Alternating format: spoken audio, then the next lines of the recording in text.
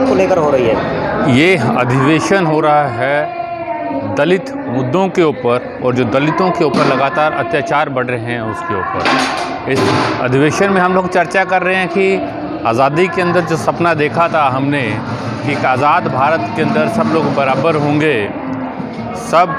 आर्थिक सामाजिक तौर पे बराबर होंगे, राजनीतिक तौर पे तो हमें बराबरी मिल गई, पर वो सपना हम देखते हैं कि आज़ादी के 70 साल के बाद भी आबादी का बहुत बड़ा हिस्सा जाति का गुलाम है। उनकी पहचान इंसान होने के नाते नहीं, नागरिक होने के नाते नहीं, उनकी जाति से उनकी पहचान होती है। और आज भी जाति के उनकी पहचान उनको संसाधनों से महरूम करती है, आर्थिक संसाधनों से महरूम करती है, और समाज के अंदर जो समानता मिलनी चाहिए वो नहीं मिलती है। इन मुद्दों को लेकर आज हम लोग यहाँ पर इकट्ठे हुए हैं कि जो संवैधानिक अधिकार भी मिले थे उनको भी किस तरह से आज की सरकारें धीरे धीरे ख़त्म करती जा रही हैं, कैसे उनको चिन्हित करते हुए व्यापक एकता बढ़ाते हुए इसके खिलाफ लड़ाई लड़नी है। आपका आगे का क्या एजेंडा है? आगे का एजेंडा ये है कि वर्तमान जो केंद्र सरकार है और आपकी विशेष तौर पे भाजपा की राज्य सरकार है, वो तो मनुवाद को अपने संविधान से ऊपर मानती है, और उसका फल ये होता है कि ये जो आरोपी हैं, ये जो हिंदुत्ववादी हुड़दंगी हैं, जो दलितों पे अत्याचार करना अपना अधिकार मानते हैं, उनको खुला संरक्षण पूरे भारत के अंदर मिल रहा है, और जो दलितों के हक हुकूक हैं उनका हनन हो रहा है। इस मसले के ऊपर, इस स्थिति के अंदर जो आर्थिक नीतियाँ और ये जो सामाजिक मुद्दे हैं, इनको एक मंच पर लाते हुए जो खेत मजदूर है, जो दलितों के संगठन हैं, उनको मुद्दों के ऊपर आंदोलन को विकसित करना पड़ेगा। अभी यह तय हुआ है कि जून महीने के अंदर पूरे हरियाणा के अंदर इस तरह के सम्मेलन होंगे, और संभवतः अगस्त सितंबर के अंदर इस करनाल के अंदर एक राज्य स्तरीय आंदोलन हम लोग करेंगे, जहां पर भूमि का सवाल, जहां पर सोशल वेलफेयर का सवाल, जहां पर आरक्षण का सवाल, जो संवैधानिक मुद्दे हैं, जो अधिकार हैं, उनको बचाने के सवाल को उठाया जाएगा, और सरकार को मजबूर किया जाएगा कि वो लोकतंत्र पे सरकारी नुमाइंदे होने के नाते उस पर बोलें और उन जो मांगे हैं वो दलितों की पूरी करें। बहुत से मंच हरियाणा के अंदर बने हुए हैं दलितों को लेकर, लेकिन जब साझा लड़ाई लड़ने की जब बात आती है तो कहीं ना कहीं विचारधारा उनकी आगे हट जाती है, तो उसको आप कैसे संतुलन में लेके आओगे? देखिए, ये समझने की बड़ी ज़रूरत है। इसका उत्तर तो बहुत पहले BR अम्बेडकर ने उस समय दे दिया था कि जो दलितों का मसला है उसके ऊपर जब अपने काम करना है तब एक ही विचार है, और विचार है समानता की लड़ाई के लिए।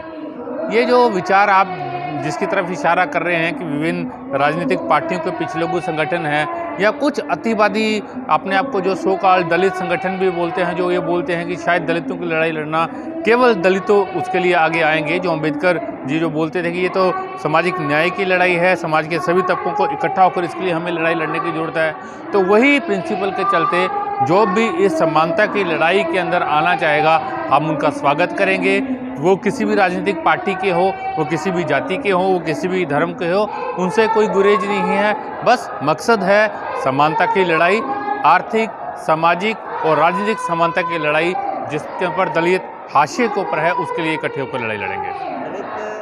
के मुद्दों को लेकर, या ये कह लीजिए जो इसका शोषण हो रहा है, उसको लेकर दो बड़े महापुरुषों ने अपना जीवन का त्याग दिया, लेकिन जब उनको बनाने की, उनके जन्मदिन बनाने की जब बातचीत आती है, उनको कहीं ना कहीं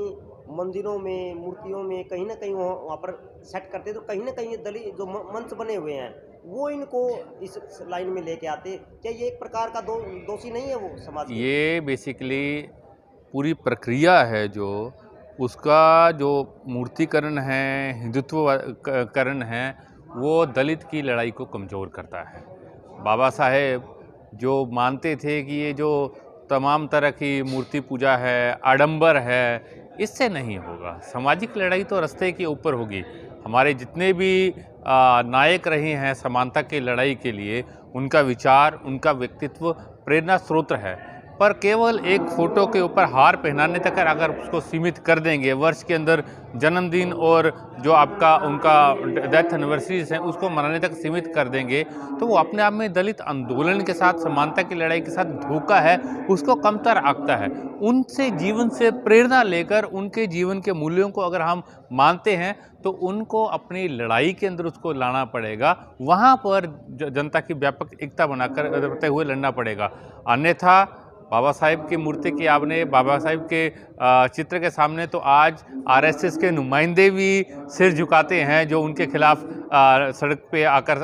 आंदोलन किया करते थे। उससे मकसद हल नहीं होगा। मकसद होगा उनके मूल्यों को जीवन के अंदर धारना और लड़ाई के अंदर उसको लागू करना। जिस आप आरएसएस की बात करते हो या मनुस्मृति के मुताबिक जो लोग का काम कर रहे हैं वो आज सिर झुकाते हैं, तो ये एक प्रकार का वो अवसरवादी उनका तरीका है या वाकई में उनको कहीं ना कहीं ठीक मान रहे हैं? ये लोकतंत्र के अंदर उनकी मजबूरी है, क्योंकि बाबा साहेब ने एक जो बड़ी लड़ाई हासिल की थी, जीत हासिल की थी, वो थी समानता राजनीतिक तौर पर, जो एक वोट का एक मूल्य का अधिकार देकर उन्होंने हासिल की थी। हालांकि उसमें भी ये बोलते थे कि सबको यूनिवर्सल फ्रेंचाइजी नहीं होनी चाहिए, मतदान का अधिकार नहीं होना चाहिए, पर वो जो लड़ाई हासिल करके सबको राजनीतिक तौर पे बराबर कर दिया, तो मजबूरी है आबादी का इतना बड़ा हिस्सा अगर उनके नायक के सामने आप सरक नहीं झुकाएंगे तो आप उनके मत को मांगने के अधिकारी भी नहीं रह जाएंगे। तो इसलिए उनके दिल के अंदर कोई हृदय परिवर्तन नहीं हुआ है। उनके मन के अंदर आज भी मनुस्मृति है, आज भी वो संविधान के खिलाफ जाते हैं, आज भी इसी आरएसएस के लोग आप जो नस्ल के शुद्धिकरण की बात करते हुए केवल आर्य और आर्य मतलब कि विशेष जाति के लोगों का राम राज्य की कल्पना करते हैं, जिसके अंदर दलित का कोई स्थान नहीं होगा, आदिवासी का कोई स्थान नहीं होगा, अल्पसंख्यक का कोई स्थान नहीं होगा। तो ये मजबूरी है लोकतंत्र के अंदर, और दलितों को इस चीज़ को बखूबी समझना चाहिए कि ये जो संकेत है, सांकेतिक काम है, उससे दलितों का भला नहीं होने वाला। उनको अपना सच्चा हिमायती देखना पड़ेगा, उसको चुनना पड़ेगा और उसके साथ आंदोलन में भी और राजनीतिक तौर पर भी खड़ा होना पड़ेगा। आगे की रणनीति क्या है? हमारी जो आज करनाल के अंदर दलित अधिकारों को लेकर के जातीय उत्पीड़न के खिलाफ यहाँ पे राज्य कन्वेंशन हुई है,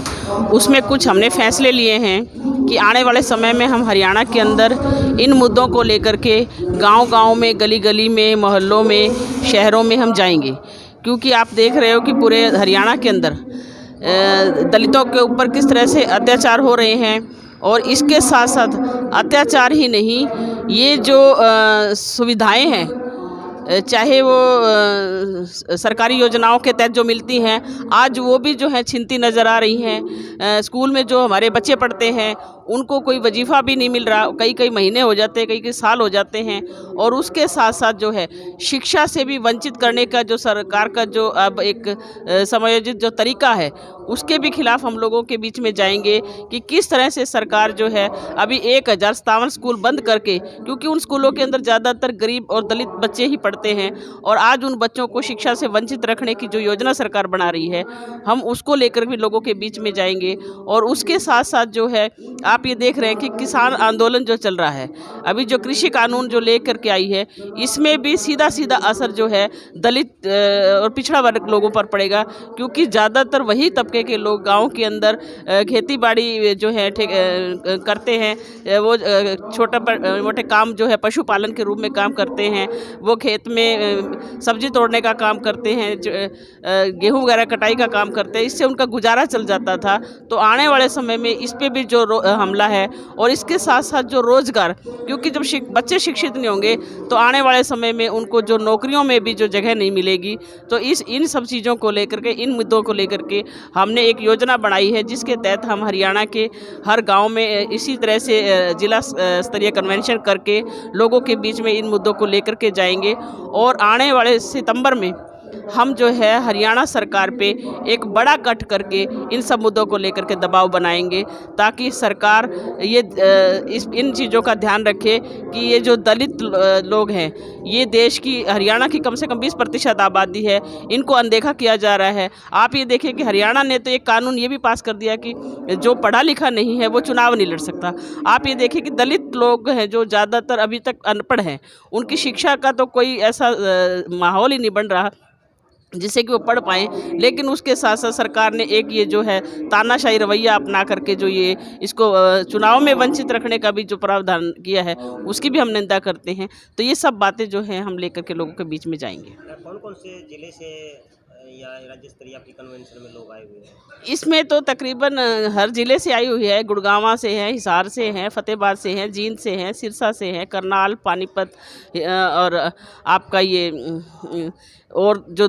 ज़िले हैं उन सबसे तकरीबन हर ज़िले से इसके अंदर शामिल हुए हैं। और इसमें 4 संगठनों ने मिलकर ये आयोजन किया है। और हमारा ये भी प्रयास रहेगा आने वाले समय में कि हरियाणा के अंदर जितने भी दलित संगठन हैं, दलित और पिछड़ा वर्ग के संगठन हैं, उनको मिल करके लेकर के हम एक साथ इस लड़ाई की ओर बढ़ेंगे। मैडम, कौन कौन से संगठन? इसके अंदर अखिल भारतीय खेत मजदूर संगठन है, इसके अंदर हरियाणा खेत मजदूर यूनियन है, इसके अंदर जो है दलित अधिकार मंच है और दलित सुरक्षा समिति है और जनवादी महिला समिति भी इसका एक हिस्सा है। मैडम, आप एक महिला होने के नाते और साथ में एक दलित महिला का जो दर्द होता है, वो जिस समाज में जो जी रही है, वो उसको लेकर एक, क्या आपको नहीं लगता कि उसको लेकर कुछ अलग से स्ट्रगल करना चाहिए इन मंचों को? ऐसा कहीं हरियाणा में आप लोगों ने किया है? बिल्कुल ये होना चाहिए, क्योंकि जो महिला है वो सबसे पहले तो एक महिला है, उसका महिला होने के नाते ही उत्पीड़न होता है। दूसरा, अगर वो दलित है तो और ज़्यादा उसकी जो है उत्पीड़न का जो रेशो है वो बढ़ जाता है, क्योंकि वो दलित है। और हम देखते हैं पूरे हरियाणा के अंदर भी कि चाहे पढ़ी लिखी महिला है, अगर वो बड़ी पद पे भी है तो उसका भी उसके विभाग द्वारा भी शोषण हो रहा है। वो वहाँ पे अपनी खुल के बात नहीं कर पा रही, क्योंकि उसको ये कह के दबा दिया जाता है कि आप जो है दलित है। और हम ये समझते हैं कि जब पढ़े लिखे लोगों के साथ इस तरह के हालात है, तो आम आदमी का जो हालात है वो तो आप गाँव में देख ही रहे हो कि अगर वो कुएँ पे पानी भी लेने जाती है तो उसका बर्तन भी अगर टच हो जाता है तो उसके साथ कितना उसको मानसिक पीड़ा होती है और वो इस तरह की जो है भेदभाव का शिकार होती है।